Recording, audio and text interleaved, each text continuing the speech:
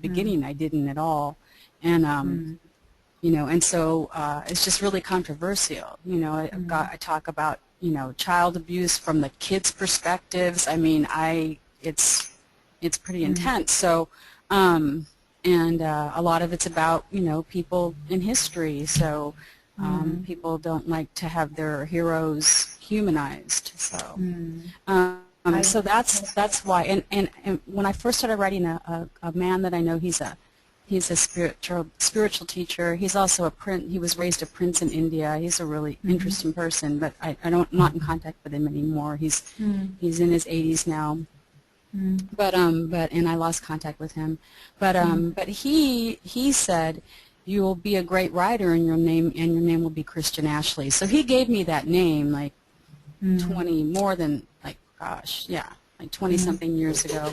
And so that's why I had that name. And then the other name I write under is like the name on my birth certificate. And that's what I write the spiritual and metaphysical stuff under. Also, I'm keeping it separate from my school stuff because my school name is Cheryl Swanson. So it's still all, so I actually have like 4 different personas. But yes, that's why. I do understand that. How many followers do you both have on Twitter? Well, I have 37,000 something now. I'm not sure exactly how many, but 37,000 roughly at the moment. I'd say I probably have, like, if you combined all my Twitter accounts, there's 3 of them that are pretty main, and I'd say that there's probably about 20,000 that I have right now. The Christian Ashley is like 5,000, and it's mostly more than 5,000 now, and it mostly is a lot of authors. There's just a lot of authors that follow me, and I follow them. But having that many, 37,000, that's really awesome. Yes. But I have friends that have hundreds of thousands. You know, yes, I mean, yes. Yeah, and I need to find you so I can follow you. Well, it's at my Power Talk.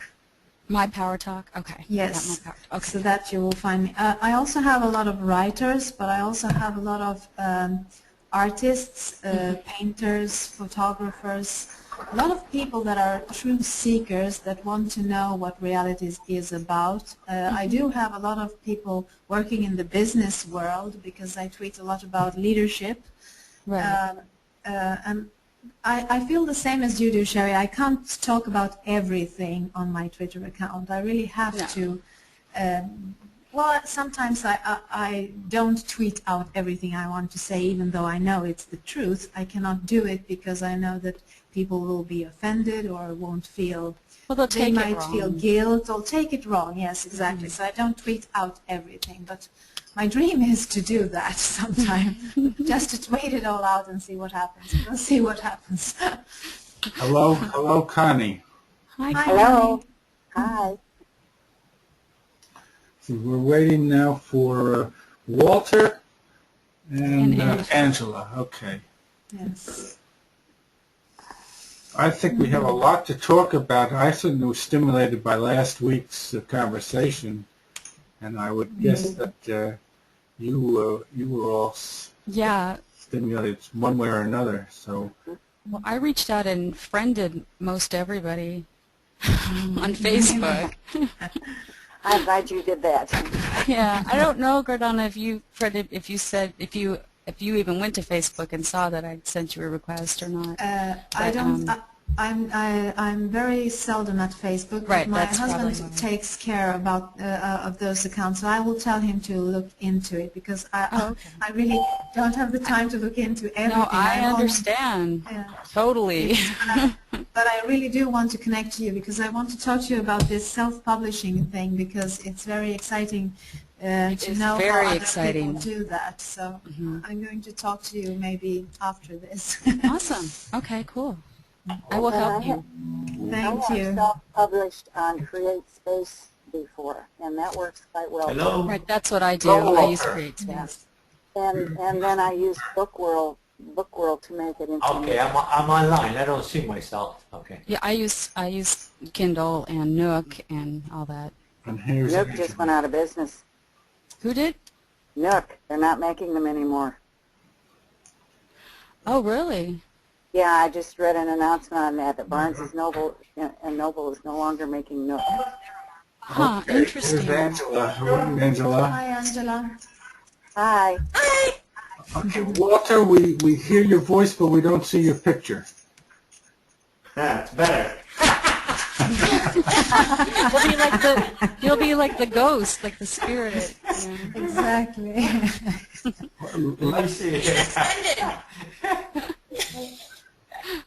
I Can you see us? Oh, here you are. Okay. Oh, there you Wow. are. Hi, Very Walter. Hi. Let's begin by, I was very stimulated by last week's conversation, the week before too, so let's start by just having everybody talk about what kind, and it was really Angela's idea. Angela, you can start off, because I thought your idea was very valuable, how to ask yourself at night before you go to sleep about questions that you might have.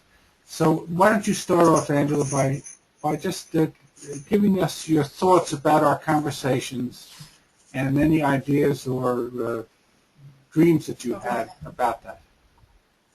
I've been dying to talk to all of you guys all week. I was so excited that I had that idea, because it kind of forced me into sort of doing my own work in that area. And something actually very significant happened for me a couple of nights ago. I've been talking about how there's a certain area of my life that I struggle with. When I go to sleep, I struggle with it. And one of the things that came to me early in the morning was a vision of my mind being like a jail, and that I hold certain things in that jail like I'm the jailer. And I can't walk away from the jail to create the things that I want to create, because I have to stand guard at the jail to make sure that what I'm watching in the jail doesn't get loose. It doesn't hurt me again. It doesn't, I have to be vigilant and watch that. So it was this amazing visual of this thing that I do, which keeps a lot of my obsessed attention on it throughout the day. And then in the lucid dreaming, I just told myself, let it go. So opened up the jail cell, walked out of the jail out onto this hill looking over a city, and all of a sudden this woman in a cloak appeared, and I heard the words in my head, Marie, Jewish prophetess. And I was like, I questioned myself, and I threw myself awake, and I ran to the computer, and I Googled those 3 words. And immediately what came up was Marie the Jewish, who was a prophetess, and she was one of the first alchemists. And so I started to study her. Like, why would I see her? What was she trying to say to me? And it was fascinating, because not only was she a woman who had a lot to do with the beginning stages of alchemy, she actually created several things that alchemists used to try to make the gases that they were trying to purify go through different stages of purification, sort of like our higher consciousness does. But, I mean, I'm rambling now, but it was fascinating. And so I've just been excited to tell you guys about it. That's awesome. Jung Really talks about cool. alchemy being the path to transformation, Right. which, of course, Steiner also talks about that in the book that we're using for this class, too. So I think alchemy is very important. And I always like the fact that one of my last names is Livingston, which is living stone and has to do with alchemy. Oh, I love that. Nice. Really cool.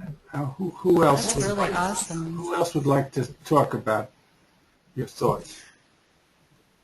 Well, maybe I can talk about my thoughts, because I've also been having some more vivid dreams, and I remember them more since our last meeting. For instance, I've been having repeated dreams about getting gifts from unknown people in my dreams, and that I have to pick out the gifts that are given to me and to keep them, and I feel that I shouldn't be picking them out because I don't know the people that gave me those gifts. So feeling unworthy of getting the gifts. And this night I was dreaming about as if I gave myself something from my former life in this life through a dream, and I gave myself a pair of earrings that were from the 1920s, Art Deco, really wonderful, beautiful, and I was afraid to take them because I didn't feel worthy in this life to take them. And I was giving it to myself from my former life, some life in the beginning of the 19th century, 20th century. So it was really, really weird for me to meet myself. And I've been trying to do this for a lot of time now, trying to remember who I was in my former life. And I had some kind of connection. I don't know what kind of connection, but some kind of connection in a dream. And I've never done that before. So not even asking the questions, I've started dreaming things that I haven't dreamt before, and they come repeatedly. So this week has been really great for me, dream-wise. Wow. That's great. I don't understand why I can't take the gifts, why I feel guilty when I take them, because they're given to me. It's not that I'm taking them, they're given to me and I cannot take them, so I can't really make that out. I don't understand what that's about, but I think that I'll have to figure it out somehow. I think that you're probably working on deservedness then. Yes, there's something of self-worth in that. I do get that, but it's always harder when it's oneself. It's somebody, if it's somebody else, it's easier to see. I can look at it, and see. Walter, anything gel with you? Walter, hello? Nothing. Nothing that I can talk about because Have been sleeping on your I've back? been getting less actually than the previous week. I've been busy working and other stuff. I go to bed very tired. And when I'm tired, I don't seem to. I seem to go in oblivion until I wake up. So I'm sorry, girls. I don't have much to add. I'm absorbing from your. I'm living my life. That's okay. That's okay. Vivid dreams that you girls have. There are no grades in this conversation, so that's all right, Walter. How about you, Sherry? Me, well, I was, like I was telling you earlier, I've been working on a sequel to one of my historical romance novels that takes place in the, well, now we're in the 1860s, and it actually coincides with Lincoln's assassination and the end of the Civil War, and anyway, so I've been working on this novel, and when I write, I sometimes I'm up till 4 in the morning, and then I sleep till noon, and my dreams are just about that. That's pretty much it. I'm dreaming about it mostly, and then I'll see like people, like I think my brother was in my dream last night, so I cleaned my house today because I think he's going to stop by. You know, just those kind of dreams, you know, just like, oh yeah, there's Robert, okay, he's going to stop by, I better. Now, I was stimulated to reread the Jung chapters that I gave you. And when you reread that, and if you all do this now, you'll find that you're able to sort of be above Jung. You'll be able to look into his fears and his problems, and you'll be able to make more of his fantastic dream life and imaginative life than he was. You'll be able to see that these were realities happening which he refused to accept as realities because it would interfere with this being in this world. If you read this again, you'll see we all have the same dilemmas that we have to face that he faced. That how can you be in this world but not be of this world? It's a very tricky thing that he was only able to get through by rejecting the world that he was really from. And it's interesting the way he rationalizes away these marvelous imaginations that he was having. But that's the reason, because he was fearful of not being grounded in this world. And we are all confronted with the same sort of situation. How can we be in this world but not be, but in this world but not of this world. It's the trickiest thing to manage. Making a living, all of these basic things that he was dealing with, and you'll see how he copped out. But still, his imaginations were fantastic. I mean, his dream life, his vision life was just fantastic, and yet he rationalized it all away to contribute to what he was meant to contribute. So you can look at it a number of different ways, not necessarily that he made the wrong choices, but just that that's the choice that he made, and then how he engineered it. And then the other thing that I did was, in terms of conversations that we had last week with Gordana about the evil in the world and the evil in ourselves. And I went back and really meditated quite a bit on Cain and Abel. Now, Cain, that's all part of us, particularly Cain, not so much Abel. I think the six of us are really involved with the Cain story, not the Abel story. And that's interesting because Cain, it always puzzled me, why did not God allow people to take vengeance on Cain and do damage to him because he killed his brother? And that's puzzled me for 40, 60 years maybe. I mean, I've really been puzzled by that whole story, a very, very strange story. First of all, why was Cain's sacrifice not acceptable to God? That was puzzling to me. I thought it was a better sacrifice, because Abel's sacrifice was killing an animal. But Cain's sacrifice was from the grain that he had grown. So, yes. That was just the role they were playing. I think it was just the whole thing was just their role that they were playing. They were both leading their paths, whatever their paths were. And I don't think that God favored either one of them. I mean, God loves everybody equally, and that was just their perception of it. Not, you know what I'm saying? That was Cain's perception and Abel's perception, and Cain was jealous of Abel, but he really didn't need to be, because there wasn't any inequality. He just thought there was, and so he killed his brother because he was so jealous over something that really didn't even exist, you know. Well, but okay, and it's not God's not vengeful. God just, you know, is like, okay, well, that's what happened, you know. I mean, you know, Abel will come back another time, you know what I mean? It's like, we're not our bodies, so. No, it's not. It's not just that. It's that God is not just how you describe him, but fantastically insightful. So what was set up here? What was set up here was the first real sin that we all are responsible for, of being jealous. I don't believe sin is real. Well, I just don't. Well, when you kill somebody else, you know, that has a certain... Well, the way I look at that, Sherry, is a movie. Is a movie real or not real?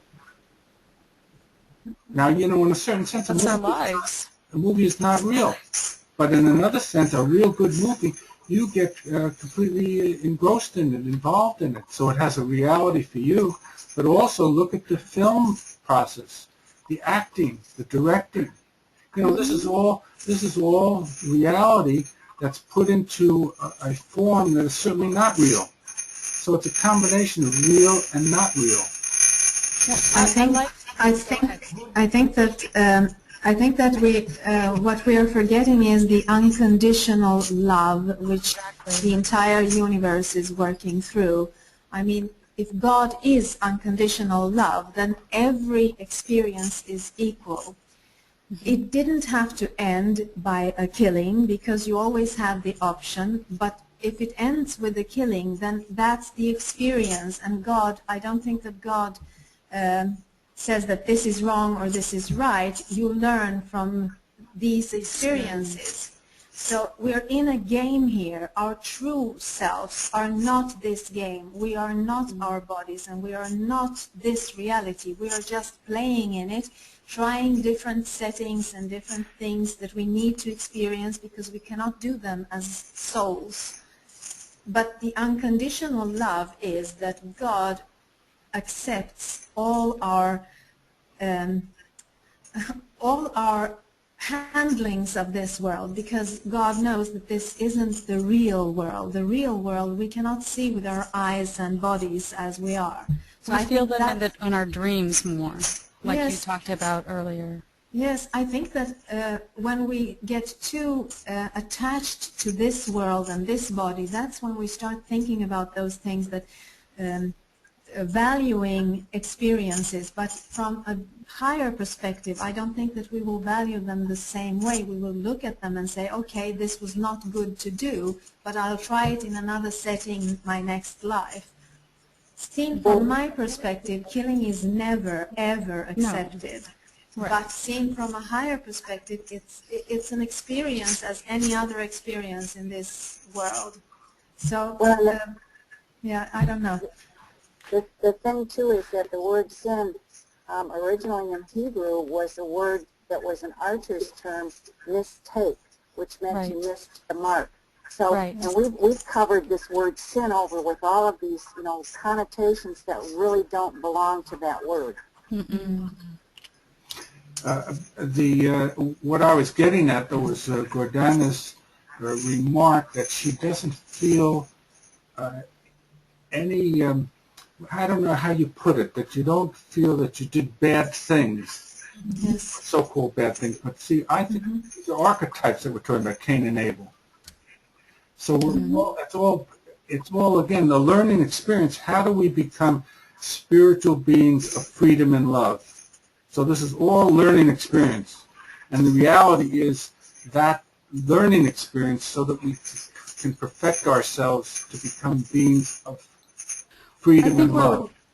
We're remembering that we're beings of freedom and love. I think so too. That's the beginning. That's the core, that we are free spirits and that we are loving spirits. That's our core. But then we put a veil in front of our eyes entering this body, and we forget that. So when we try to remember it, that's maybe when we do stupid things or whatever we do in this life. But I don't think that our core is always pure and always love and always the best thing you can think about. So that maybe that's just my perception of it. I don't know. Maybe I'm denying my bad side. I don't know, but I truly don't feel that I've been doing bad things ever. Well, what you're leaving... You never intended it. Leaving out is, what's the reason for the veil?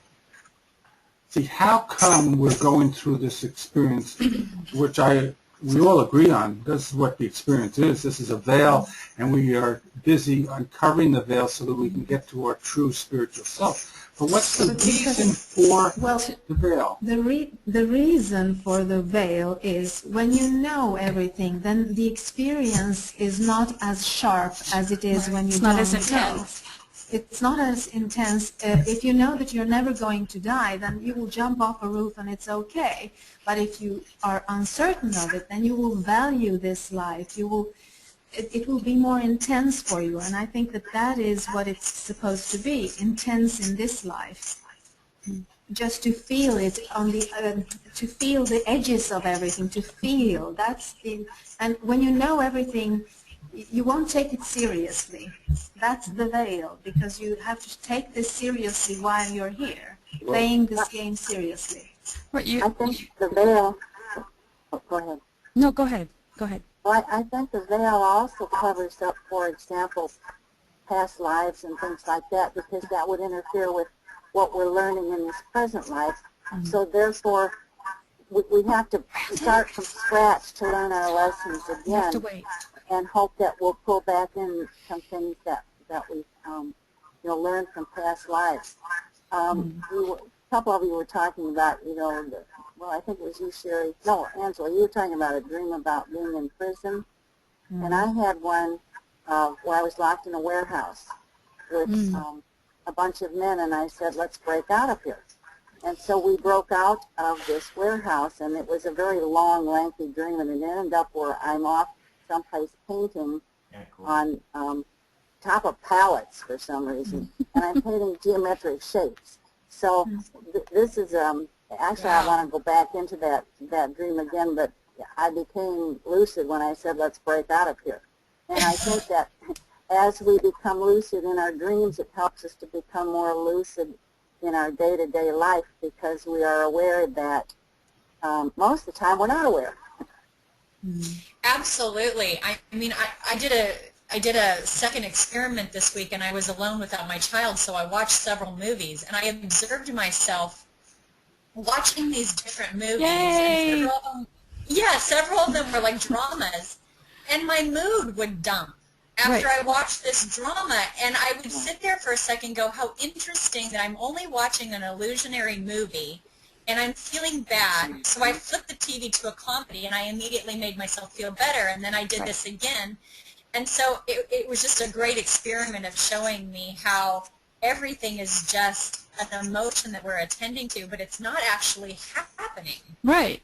It's your body doesn't know the difference, though. Right. Your body doesn't know the difference. That's what's. If you pull yourself out of your body and you look at yourself watching the movie, the emotions are gone. Yeah. That's really yeah. But I recognize in me that my the patterns that I deal with, like Andrew's talking about, specifically for me, the pattern of codependency and ending up a victim in relationships. I know for sure that I created that along the way somewhere, and I keep playing that out, and that's something that I sort of have to kick in the ass in this lifetime. I know. You have to flip it over to a comedy. Yeah. Well, exactly. well, and once you realize or understand that you have this codependency, then you can make it be a choice instead of being something that's ruling you, and it's pretty amazing. I've been through that recently, so yeah. And I think that's where you explore past teachings and beliefs that you're given, because women in many ways are taught to be codependent as part of their role, or their role that they play. And so you look at that role and you see, I like the Toltec teachings. You look at your belief systems and the roles you play, and you say, is this role serving me with love, or is it bringing me into fear? And if it's bringing me into fear, then I'm going to change my perception of this. Yeah. The other thing that I thought about that I want to bring up here too is the return of the prodigal son, because to me that's a very, very meaningful parable. And what's interesting about that relates to what we've been talking about, is that son who dissipated himself and then was forgiven by the father and was in some sense preferred over the son who didn't go through dissipation. So that's the story, and again, relating to what I was talking about with Gordana, that relates to our lives, all of our lives. We've been through the world many times, and we've done all these things, so-called bad things. I understand the lack of reality in that, but that's the point, to learn what it is to kill, to lie, to steal, to cheat, and then we come back and are preferred to the son who didn't do that.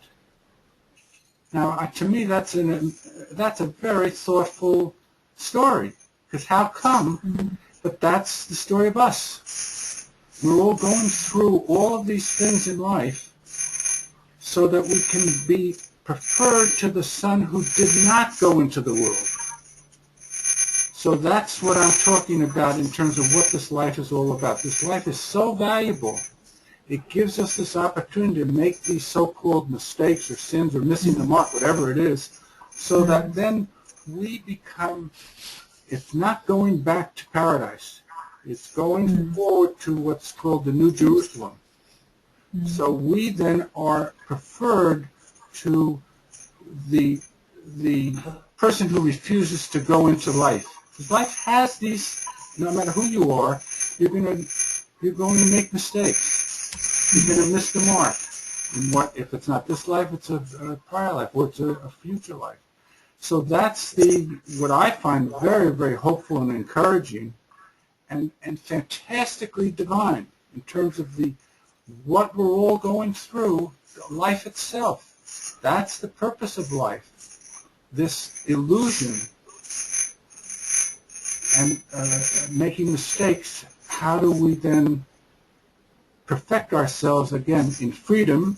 Because the freedom, if you are attached to the divine, like the son who did not go and become prodigal son, he lost the opportunity to learn these things that we're learning because he was attached to the divine. And if you're attached to the divine, there's no freedom. You're perfect. Mm. So I think that is, yes, Walter. Think of the Dalai Lama. Isn't this in the grand scheme of evolution of that we were part of the Godhead or whatever before, but we were not self-aware. We had to separate and go into selfishness, become self-aware, to experience. And now, and the veil was put in front of us, so we lost the connection to the divine. Now, as we become conscious, being self-aware, we need to work our way back as independent, conscious being back to the God. Mm. Is this the trip we're in? I think so. Pretty much. And what I'm saying is not going back to God. It's going forward, because there's something that's new and extra and marvelous in terms of all of these, however you want to call sins or mistakes or whatever. That's what makes this so fantastic, beautiful, really amazing. That this would be part of the creation, part of what we're meant to do. Because so we're not going to go to hell, huh? What? We are spiritual beings having a human experience. Exactly. Yeah. And Andrew, I don't look at it as going either forward or backward. No. Although it appears that way in the third dimension, but to me, God is in everything, including me. And so basically it's me realizing that and being able to live in that awareness that, God is within me and God is without me and everything's God's, period. But evolution is part of that, Tommy, wouldn't you say? Evolution is part of what you're talking about. Yes, I mean, we are evolving. Everything's part of it. Yeah. Including evolution. Mm-hmm. But now you could call yourself I am. You could say I am. Before you couldn't say I am. Well, and sometimes maybe I'm able to do that, and other times I'm not in awareness and I am not aware that I am. But have you ever thought about this, that I can only say I am about myself? There is only one I, and that's me. There's only one I, and that's you. So we're all one I. Exactly. There's nothing else here. It's only I here, and that has to be God. It cannot be anything else but God. So I am God in my reality. So are all of you. Because there's only one I. I cannot say I about you, Andrew, or Sherry, or anyone. I can only say I am about myself. So there's only one I. And we can only say, I can only say I am about myself. Exactly. So there's only one I. Just say I. Right. What Walter is saying, that this is something evolved. It's not something that was part of.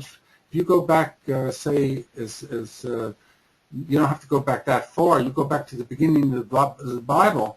There's no I am. That is an individual I am. And I am in the Jewish religion. You're not even able to admit or say that that's the name of God. I think that this is maybe. When they say I am Lord, they're talking about themselves. They're talking, I am Lord is they're actually, so when you do the Lord's Prayer, it actually should be I am. You should actually be saying I am before you say Lord. Well, we can do this now.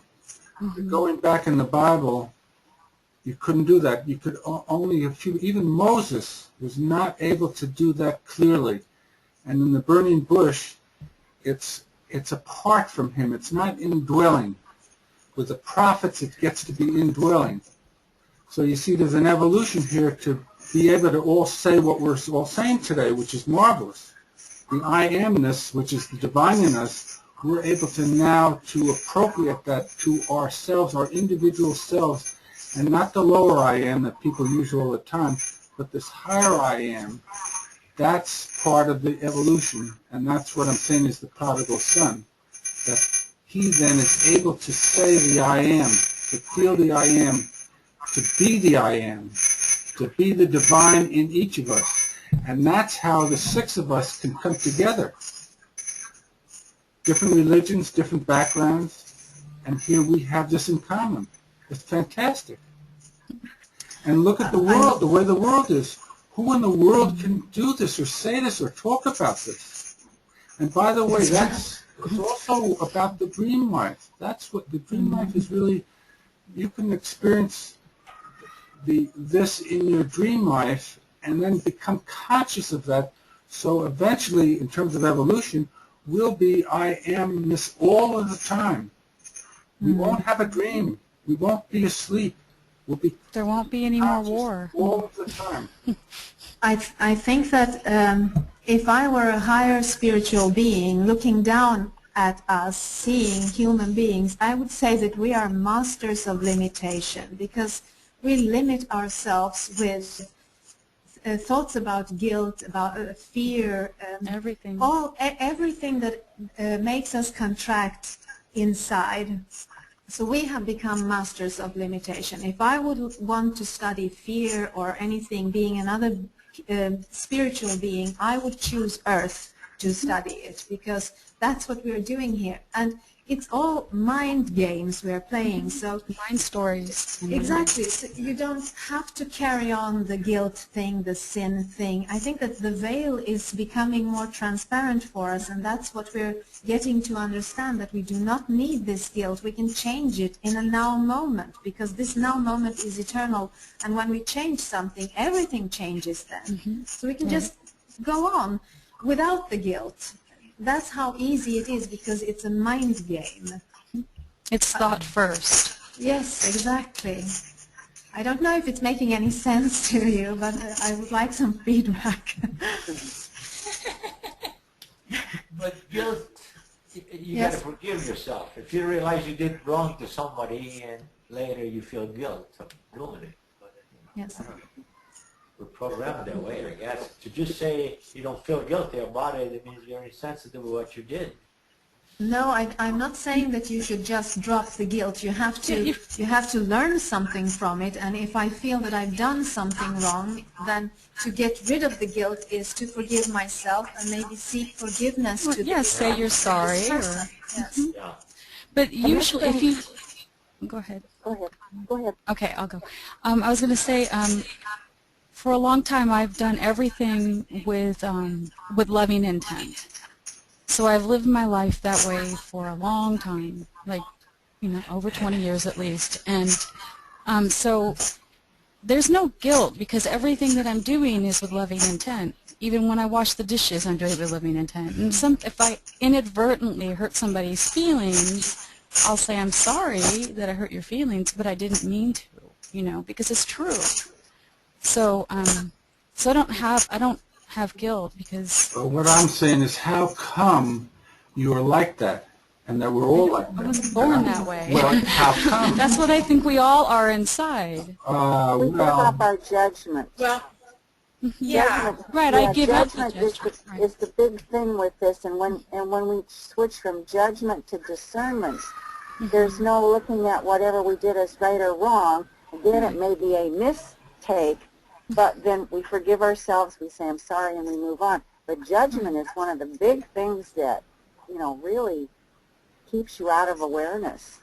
Yeah, it keeps you out of alignment. And Andrew, I think that maybe your question relates to if our souls evolve in a linear way. If something that happened before makes you what you are today, and I'm not sure that it does evolve in a linear way because nothing in our reality really works in a linear way. It's some kind of organic chaos that fills purposes that we need in the now. So I don't know if there's a linear evolution. I'm not sure. What do you think? Spiral. Spiral, yeah, makes more sense. Well, yes, spiral makes more sense, but still there's a progression going on. There's an evolution going on. And the six of us, I can assure you, were born the way we are because of what we had in the past, in past lives. This is not luck or chance that got us to be the way we are. This is all part of the prodigal son process. Nothing's luck or chance. No. It's all purposeful, but all evolving. And if you don't evolve, you go backwards. So this is not guaranteed either. I don't think you can go backwards. It's like once you know something, you can't unknow it, if that makes sense. Once you understand something or realize something, you can't un-understand it. Does that make sense? Except you can go into different archetypes or personalities too, so that maybe something happens and, like for example, I know that I'm crabbier and I'm not in as much awareness if I'm not getting enough sleep. And I seem to go into, so that there are things that will happen to you that can, push you down out of that, like a death or severe trauma, disasters and things, where you may lose that awareness. And some people, end up being heroes in this, and they're just in the flow. So I think it depends on if you are in that flow or not, and sometimes we lose that flow. Mm-hmm. But I think everything appears very linear to our ego. But then in actuality, it is a spiral. It's curving at such a small pace, small thing that we can't see it, and it looks linear to us. Yeah, in India, it's circular. It's circular. So. Okay, you're all bringing up a very important point. That is to understand the difference between our physical bodies, our astral bodies, our etheric bodies, and our ego. These are different planes, and different rules and laws are applicable to each of these planes. So sometimes when you say there's no such thing as this or that, well, on a certain plane, different rules, different laws. So this is what the process is, to become aware of our total selves, to become aware of our physical presence, of our astral presence, of our etheric presence, and our ego. And these are all different stages, and it took millions of years to develop these parts of us, because coming from oneness, where there's no distinction, these things were not there, then each stage, it got to be there. So now we are starting now to rebuild, again the prodigal son, to go back to the divinity. But we have to then be aware of these different parts of us. You can't just go back to oneness from our separateness. It's a huge, long-time process. It can't be done in one lifetime, even though as beautiful as we all are. What if you were born remembering that you were one? But that would be because like you had Jesus. Many lifetimes. He had many lifetimes. Maybe we're all born. Maybe not necessarily. Well, no, we're all born knowing that. Yes, absolutely. Right. And then the veil comes down. Maybe you didn't. Maybe your veil was really thin. So, for example, well, I was thinking about for example, like Edgar Casey documents the past lives of Jesus. Right. And so Jesus went through many trials before he became Jesus. Well, he was Adam and he was Moses, and then he was Jesus. Let's go back to this life, okay? If I may. Yes, definitely. I mean, it's the same consciousness. What's the difference between watching a movie and everyday life? I mean, Not much. Life is like a movie. You're on a stage. Yeah, the emotions, I think, that makes it you identify with. I mean, if your life was without emotion, I guess it's like watching a movie. Right? So what is this emotion part that we have that makes us identify it as real? When you watch movies, you feel all kinds of emotions. Yeah, but it's like a third person. It's not. Is it? It's you could get carried away with what's going on. I guess it fits really, really good. I think Everyday life. Or you read a book and it makes you cry, or whatever, or makes you Or laugh. you hear a friend's story and it makes you cry. Yeah, well, it used to happen to me. It happens to me all the What's time a when I movie? talk to It's clients. like a movie or something, somebody's playing it, we're part of it. I don't know. I didn't understand you, Walter. Would you say that again? The difference between a real life and watching a movie, basically. Well, I think that the difference is you know that in real life you can make a change. In the movie you can just switch it off, and that would be dying in your real life. So there is some kind of difference. I think that emotionally, Real life can affect you stronger, trigger emotions, Yes. trigger fears. It should. yes, Instead of there's movie. the illusion. In real life there is the illusion of consequences. In movie there are no consequences. You can just turn it off if you want to. Emotionally, you can feel the same thing in real life or in a movie. But I think that in real life you understand that some kind of action will produce some kind of consequences, and that's the difference, the main difference. You know that it will come back to you in a movie. They're all stories, and your body doesn't know the difference between No. what you see in your imagination and from what you watch on TV or movies or whatever, as opposed to what's going on around you. Right. And your body reacts the same way, period. And, Right. and all life is an illusion. I mean, we can all look at one thing. Well, look at when somebody commits a crime and there's 5 witnesses and they describe it all 5 different ways. Right. I So think it's all They our all see it perception. uniquely. Well, I think that what we're talking about here maybe are what we believe in, because we know that a movie is a movie, so we don't believe in it, but our reality is our reality, so we believe in it. So I think that it's not about what you see or perceive, it's what you believe. That's what makes the difference between reality and a movie or a book or anything, because you know that when you open your eyes in the morning, your reality is going to be the same as it was yesterday. In a movie, it doesn't have to be that way. So it's what we believe our reality to be. That's the difference between a movie and a real and reality. I think. I'm not sure. It's just And what you believe is what you see also. Yeah. exactly. It works the other Your way around. reality is an illusion. But Whatever is happening to you is really an illusion. Based on what you believe. But to Walter's yes. point, what Walter's point is, I think, to deal with what Walter is asking, is that if you see your life as a movie, as I do, and a book and a movie is just a poor copy of what our lives are. Our lives are the most fantastically complicated, interesting movie. And if you have that kind of sense of yourself all the time, you'll be able to be above yourself. That is, to rise above your consciousness, your normal sense perception consciousness, and you'll be able to see yourself playing in this movie that is life. And if you view life that way, which is really what it is, life is this fantastic construction of a movie, you'll be able to live your life much fuller, much better, much richer. You'll be able to take whatever comes in your life in a much more philosophical manner, because you will be watching yourself in the movie.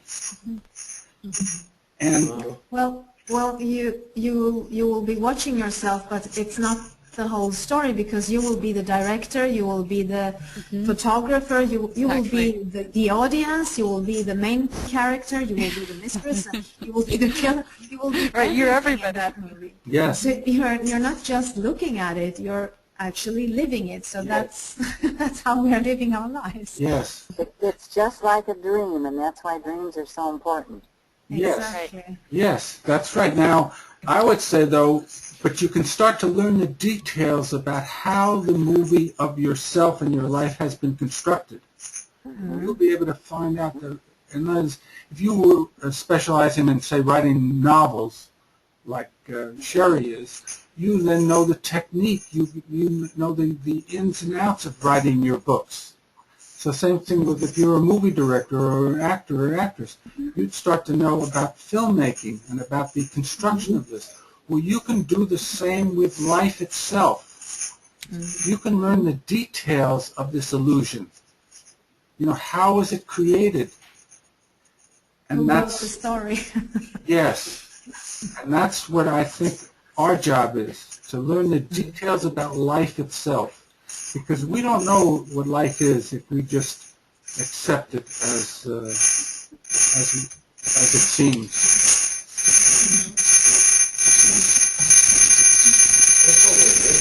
I don't I don't know. I keep getting it too. Yes, there's something in this.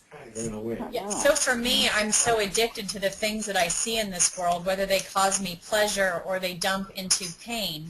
The only way out of this world for me is to go into deep meditations, is to do the lucid dreaming. It's the only way that I go inside and remember who I really am and that this is all a dream. Which is the purpose of lucid dreaming, is to show you that your life is also an illusion and that you need to wake up not only in your dreams but in your real life and say, this is the illusion that I've created. Right, and it's a wonderful, it can be a wonderful, wonderful illusion. Yeah, and you can choose, but you have some choice in what happens in your life. Now, Jung was not able to do this. Jung was not able to have this conversation or these insights. Now, Steiner, there you see an entirely different attempt, an entirely different method, an entirely different outlook on life itself. Because with Steiner, he's teaching you the mechanics of this illusion. That is, how was this illusion created? And this took me a long, long time to even begin to understand why this is important. Why is it important to go back into the deep past and the Saturn creation, or the old sun creation, or the moon creation? Why is that all important? Well, that's why it's important to see the details of how spirit is behind everything. But what is spirit? I mean, spirit is, now, again, getting back to Cain and Abel. Imagine God not accepting a sacrifice. What does that mean in terms of divinity not accepting? And there was a beautiful, wonderful sacrifice. So what does that story mean? What does that story mean, that God not willing to accept the sacrifice? Well, that was their perception. Well, did it have to do with what was in his heart? Whose perception? Cain and Abel's. Yeah, now who wrote that? God didn't write it. Well, who wrote it then? Probably Moses.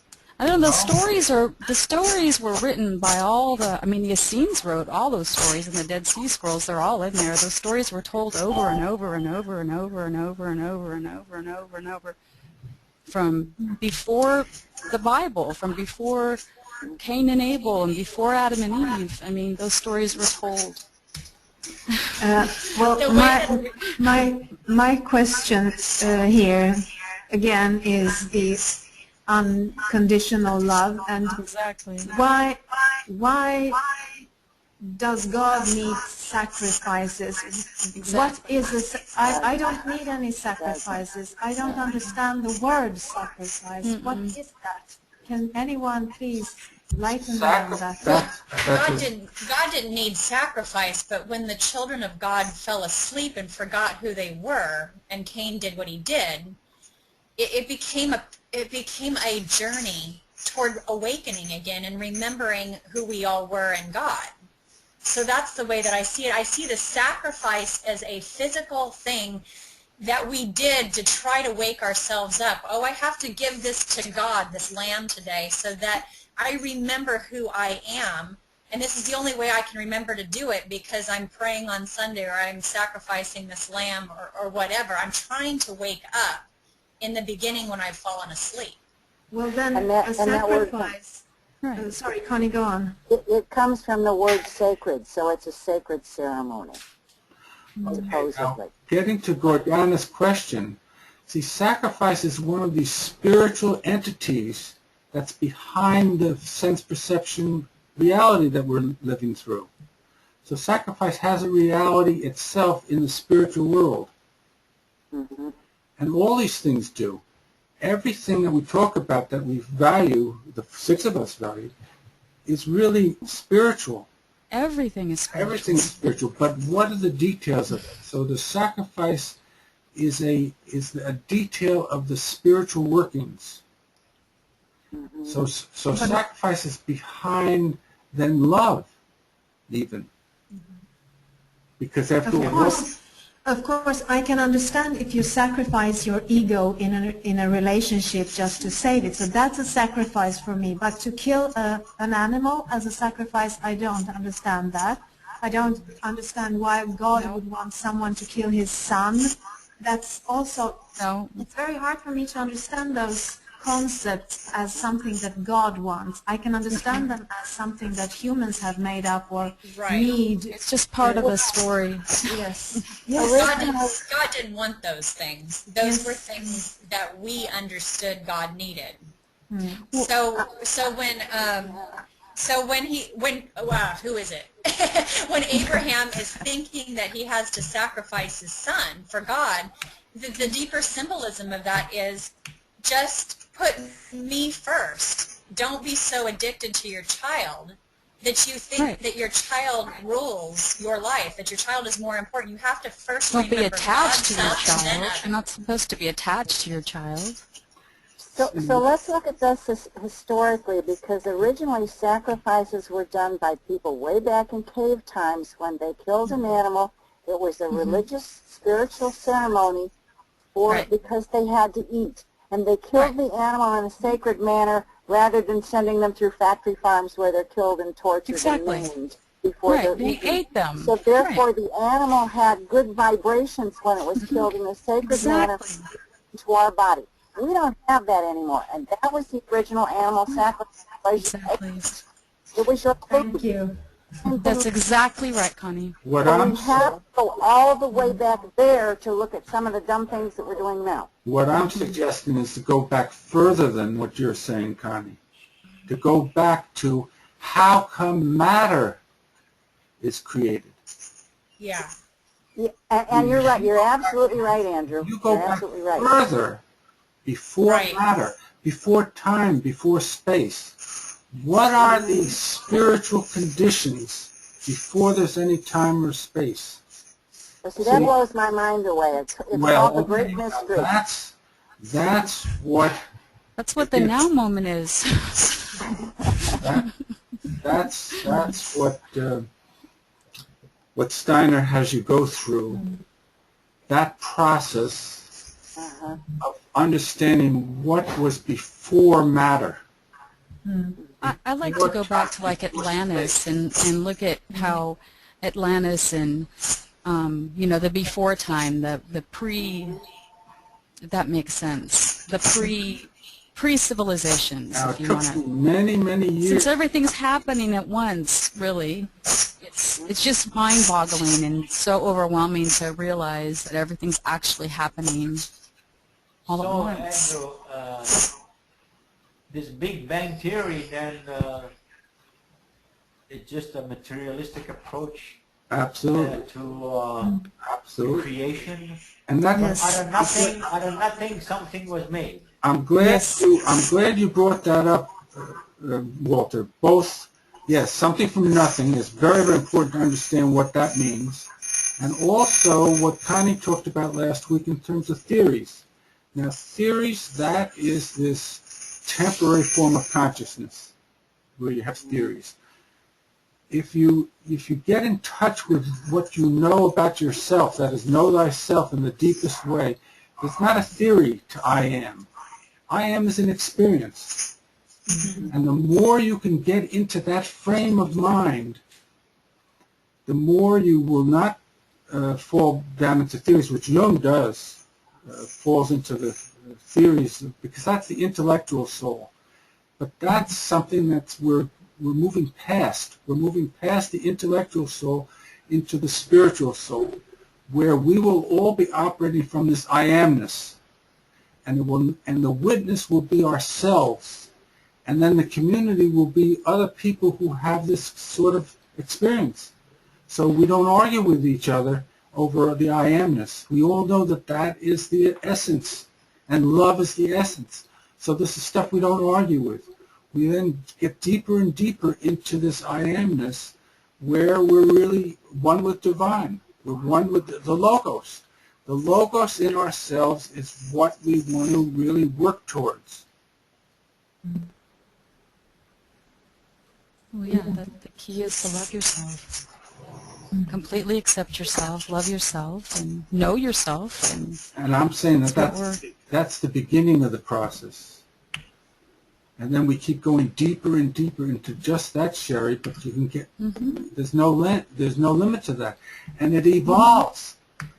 So it's not as if God is the same now as he used to be. Evolution is part of this business of perfection. Is a tricky thing, because what is perfection? It has to include evolution. So we evolve, but also the gods evolve. Now we're evolving into becoming spirits of freedom and love. And that's no easy matter. And maybe we're actually that, but we're evolving to waking up to it. Right. That's part of it, because what we're talking about is spiritual. Consciousness is spiritual. It's not matter. Matter is created by Matter is consciousness. spiritual too, right. Everything is. So that's what we want to do. We want to evolve into totally spiritual beings, and that's total consciousness, that's continued consciousness, no dream life. No what? No dream life, no reincarnation. Well, that was something I was thinking about from the last week, because what I brought with me from our last session was that there is only one reality. There is only one reality, and dreams are just a part of that reality. It's a different phase in our lives, and we can use them as we use everything in our awakened life. So I feel that the six of us here do understand that. If I try to talk to someone else about it, say that your dream life is your reality, it's a part of your reality, they wouldn't believe me, because that's something that is subtle, that you cannot take, that you cannot understand easily. I think that everything is one single reality, and we are drifting in and out in different phases of that reality, in a dream state or awake state or illusions or whatever it is. We're just experiencing everything from one big reality, and that's the beginning of everything, so to speak. So that's what I brought from the last time. I was thinking about that a lot since we spoke with each other. And what you're bringing up is also something that we have to look into. It's not just sleeping and waking.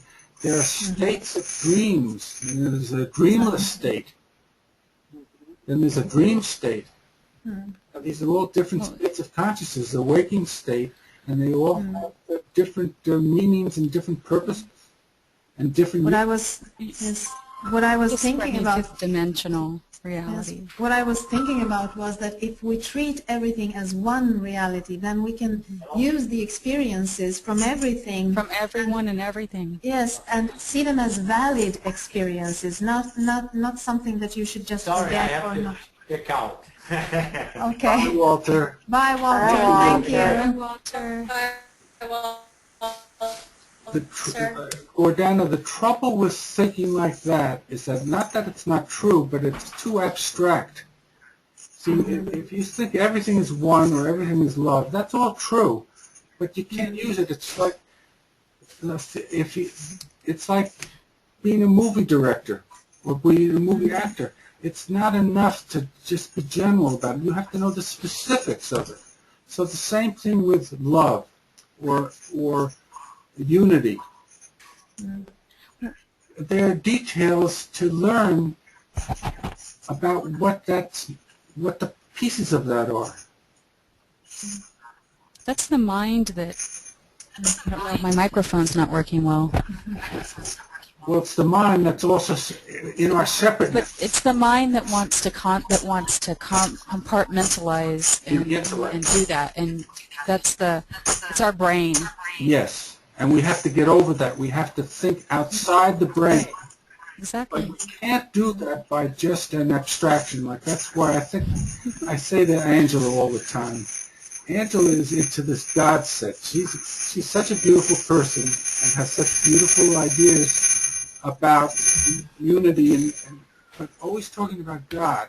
And I say, yes, that's all true and fine, but it's the spiritual self that you want to concentrate on, because that's the closest that God gets to each of us. It's We not are God. all God. Yes, but that's not It's so big is what you're saying. Yes, and by the way, if you We are so big. yes, But I saw don't see yourself myself in that way. Right. I mean, I can on my fluffy, happy days, I can see myself that way, but when I'm in the middle of my depression and anxiety, I can't get there. And also, that's when you've got to have a signal to yourself so that you can pull yourself up in there. The Toltecs and people practicing yoga talk a great deal about the space between falling asleep and waking up, or waking up and or being awake and falling asleep as being that kind of like dawn or dusk, and also that is the very spiritual part of the day also at sunset and sunrise.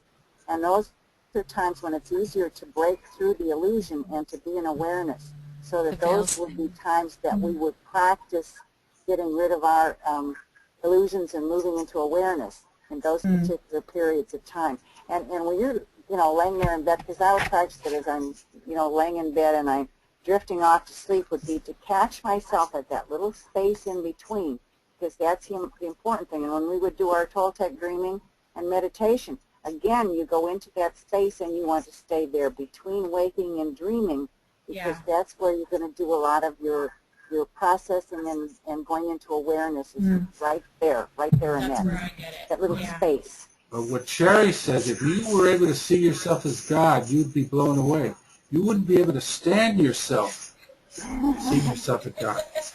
It would be too vast, too enormous. Now, you can see this for those who relate to the Bible at all, you can see this in the Bible where Christ, right before the crucifixion, where he was taken prisoner, the soldiers couldn't tell the difference between Christ and the apostles, because they were godlike, and the soldiers couldn't tell. Because why would you need Judas to be the betrayer? I mean, Christ had been for 3 years he had been preaching all over. So why on earth would anybody have to tell the soldiers who Christ was? Because they couldn't tell. They were all in their I amness. They all had that kind of thing that we are longing to experience. So the soldiers themselves could not tell the difference. They needed a betrayer to tell which one was Christ. So that's why we can't go to that step immediately. We have to work our way towards that. And the first step, I say, is the I amness. We have to all get in touch with that very, very clearly. And then the spiritual self, which is part of that. The core of your I am is the spiritual self, but that's still the same self. Angela, I think the alchemy thing, you definitely need to really get into that and embrace that. I think that's really going to help you. I really, really think that's your path, and that's why you had that dream. That's fascinating. Thanks, Sherry. Yeah, I'm sure. Oh, yes, and again, if you reread those chapters in Jung, you'll see that he didn't take that advice that Sherry is giving. Yeah. He was and he does have a book on alchemy. Himself for what he experienced. Well, and then maybe do you think Andrew, it was that fear that stopped him from going all the way? Well, yes, and it's a fear that we all have.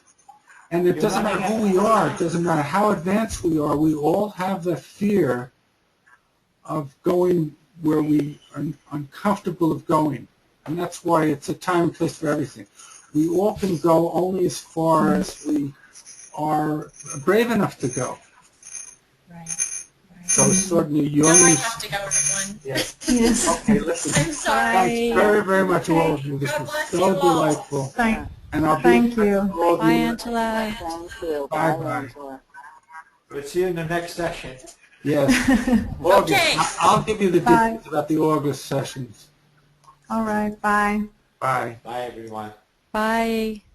It's been great.